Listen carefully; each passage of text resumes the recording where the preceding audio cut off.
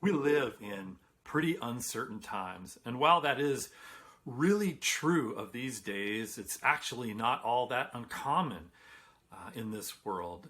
Past generations of people have lived through all kinds of hardships and different uncertainties, and there are actually a couple of old sayings that bear out this truth, this common experience. One of them is, the only thing that's certain in life is death and taxes. You've probably heard that before. Well, that saying is actually a few hundred years old. It was popularized by Ben Franklin, so people felt that way a few hundred years ago. There's another saying, the only thing that's constant in life is change. And that saying is actually a few thousand years old. It goes back to a Greek philosopher.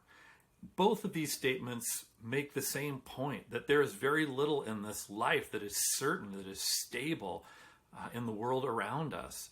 And that truth can be kind of unsettling for us. It can leave us feeling vulnerable, overwhelmed, fearful. It can lead us to worry and feel helpless in this life.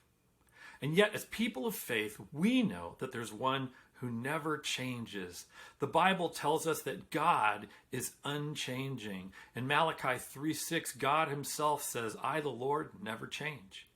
In James 1:17, it says, our Heavenly Father never changes, like the shifting shadows, like the unstable things of this world. Hebrews 13:8 says that Jesus Christ is the same yesterday, today, and forever. So in this chaotic world that is constantly changing and in which so many things are uncertain, we have the incredible comfort of knowing that there is a God who never changes and of having a secure relationship with him. So we're able to walk confidently, depending on God, knowing that his love for us never changes, that his character never changes. He's good. His promises never change. His word never changes. So because God never changes, we can know that our future is secure and it's an eternal future. However, the thing is that the security and comfort that we can have doesn't just come from knowing that God is unchanging.